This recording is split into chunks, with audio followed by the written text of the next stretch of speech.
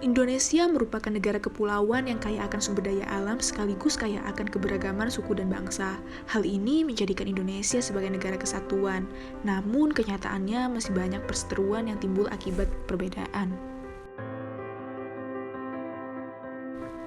Timbulnya perseteruan tersebut mengakibatkan ancaman bagi integrasi bangsa Indonesia.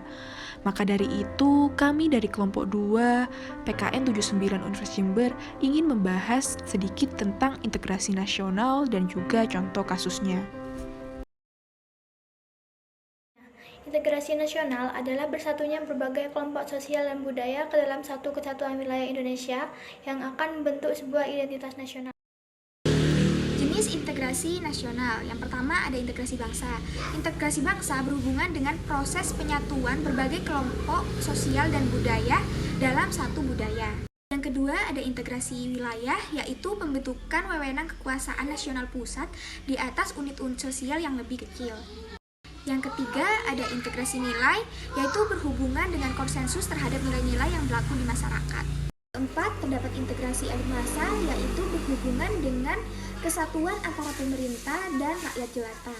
Selanjutnya ada integrasi tingkah laku, yaitu kesepakatan tingkah laku yang dapat diterima dalam berkehidupan berbangsa dan bernegara. Selanjutnya ada integrasi politik, yaitu yang menyangkut hubungan antara elit politik dan massa pengikut.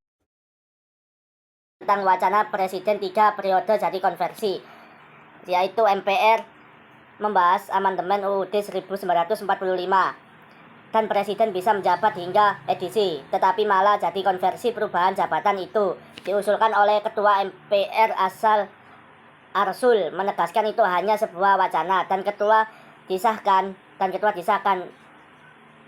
juga wacana presiden itu hanya bisa menjabat 1 periode dan itu sebuah periode wacana. Juga ada wacana bahwa presiden cukup 1 kali masa jabatan. Saya tetapi tidak 5 tahun, 8 tahun, demikian Arsul. Banyak partai yang bersuara beraneka negara, yaitu 1. PDI membantah, 2. Golkar menipis, 3. Gerindra tidak mau ikut campur, 4. PKS khawatir, 5. Demokrat menolak, 6. PAN pesimis, 7. Melodok tegaskan pemerintah belum bersikap, 8. Ma'ruf Amin enggan berpolitik, 9. Arsul mengklarifikasi, 10. Nasben usul amandemen menyeluruh. Isu mengenai jabatan presiden 3 periode ini sebenarnya sudah muncul sejak tahun 2019. Isu ini pertama kali muncul karena adanya pendapat bahwa seharusnya dalam memimpin tidak ada batasan waktu atau periodenya. Tetapi isu ini malah mengundang banyak kontroversi dan pro kontra di antara elit politik karena berpendapat bahwa isu ini sebenarnya muncul dari orang-orang yang pro terhadap presiden kita saat ini. Maka dari itu, jika kita lihat kasus ini dapat dimasukkan sebagai kasus disintegrasi jenis integrasi politik karena dalam kasus ini terdapat ancaman berdimensi politik berupa penggunaan kekuatan atau kekuasaan oleh elit politik untuk menggalang kekuatan massa sebagai upaya perebutan kekuasaan. Isu ini dinilai dapat menyebabkan terjadinya disintegrasi karena 2 faktor. Yang pertama, yaitu karena faktor perbedaan pendapat. Dari isu tersebut terbentuk beberapa kubu yang pro dengan Presiden Jokowi 3 periode dan pastinya ada juga pihak yang kontra dengan isu tersebut. Seperti PDIP dan PAN jelas-jelas menolak wacana ini. PDIP selaku partai politik yang menaungi Presiden Jokowi menolak gagasan untuk memperpanjang masa jabatan Presiden Jokowi hingga 3 periode. Hal itu dikatakan langsung oleh Ketua Dewan Pimpinan Pusat PDIP yaitu Ahmad Basran.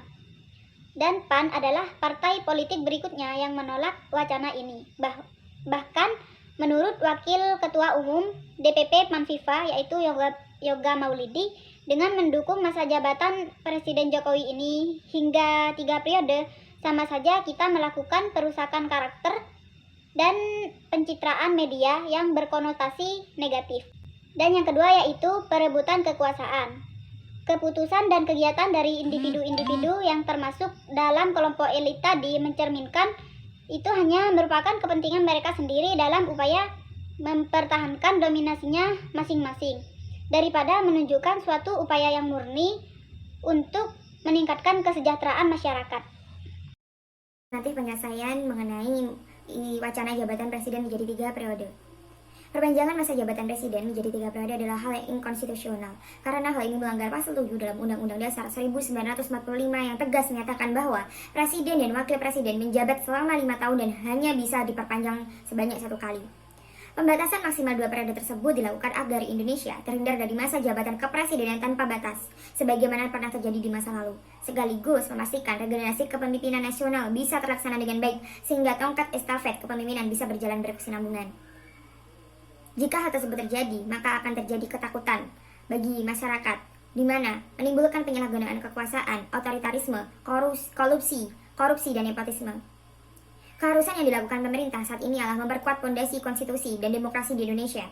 Kehati-hatian pemerintah dalam pengambilan kebijakan sangat penting. Jangan sampai karena kepentingan pihak tertentu, negara menjadi alat dan tentunya masyarakat akan merasakan dampak yang tidak baik hingga terjadi perpecahan. Narasi wacana jabatan presiden 3 periode sangat tidak tepat, terlebih pada saat sekarang adalah Indonesia sedang berperang melawan COVID-19 dan pemulihan ekonomi nasional. Prioritas negara seharusnya lebih ditekankan lagi dalam kepentingan masyarakat Indonesia. Pembangunan nasional harus berdampak baik bagi kesejahteraan khalayak banyak, sehingga perwujudan negara yang hadir bagi rakyat ialah benar adanya. Sekian pemaparan materi dari kelompok 2 mengenai wacana perpanjangan jabatan presiden hingga 3 periode. Atas kurang lebihnya mohon maaf. Assalamualaikum warahmatullahi wabarakatuh.